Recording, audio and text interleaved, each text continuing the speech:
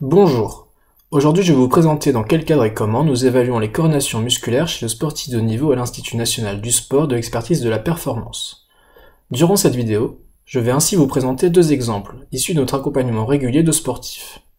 Le premier consistera à l'évaluation des coordinations musculaires durant une phase d'assaut chez le sabreur, et le second concernera le suivi des coordinations musculaires chez des athlètes sprinteurs de retour de blessure. Commençons par l'exemple des sabreurs. Les sportifs viennent dans un premier temps au laboratoire afin que l'on puisse les équiper avec des capteurs d'électromyographie de surface sans fil. Ce sont des capteurs que vous voyez ici en bleu. Afin de garantir une qualité du signal optimale, nous utilisons l'échographie pour placer les électrodes au milieu du ventre musculaire dans l'axe des fibres.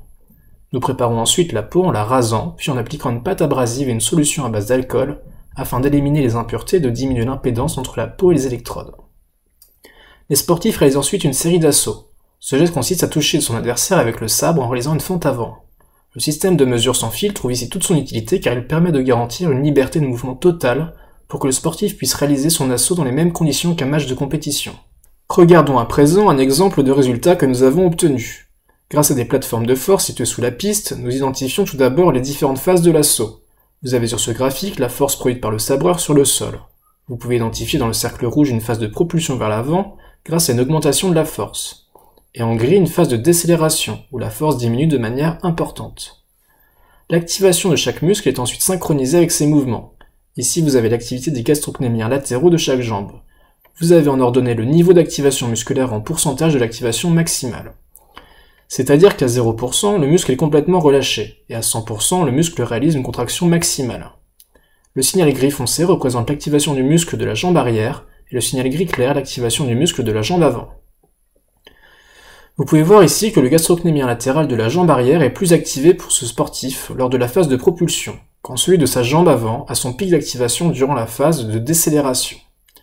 En regardant le signal de chaque muscle, nous pouvons alors identifier lesquels participent à chaque phase de l'assaut, et ce, pour chaque sportif.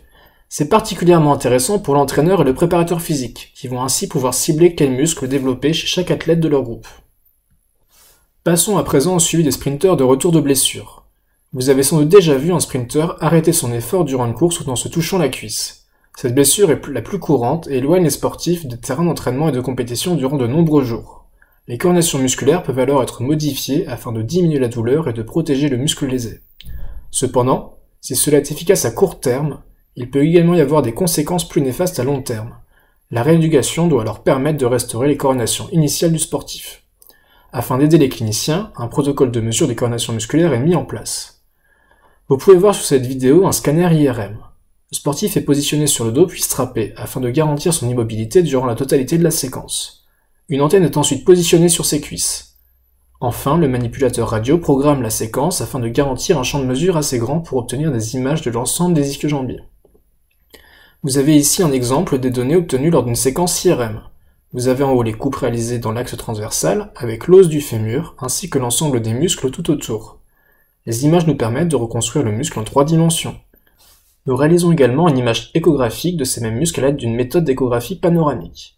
De la même manière qu'une photo panoramique réalisée avec votre téléphone portable, ce mode permet, en faisant glisser la sonde sur toute la longueur de la cuisse, d'obtenir une image du muscle entier.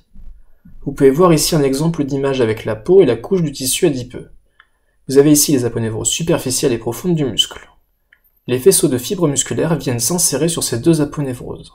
À l'aide d'un logiciel, nous sélectionnons un faisceau pour calculer sa longueur et l'angle qu'il forme avec l'aponévrose inférieure. L'ensemble de ces informations nous permet de savoir si la rééducation conduit à la récupération de ses paramètres biomécaniques. Si c'est le cas, cela voudra dire que le muscle est capable de produire autant de force qu'avant la blessure. L'athlète réalise enfin un test à intensité sous-maximale, lors duquel nous mesurons l'activation de chaque muscle.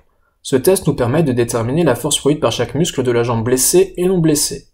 Vous avez ici un exemple de données, les barres grises représentent les valeurs de la jambe saine et les barres rouges les valeurs de la jambe blessée.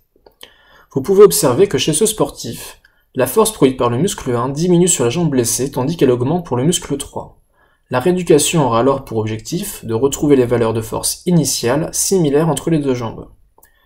Les résultats de ces tests sont transmis aux kinésithérapeutes et préparateurs physiques en charge de la rééducation et de la réathlétisation du sprinter, et ce, afin de cibler au mieux les objectifs de travail.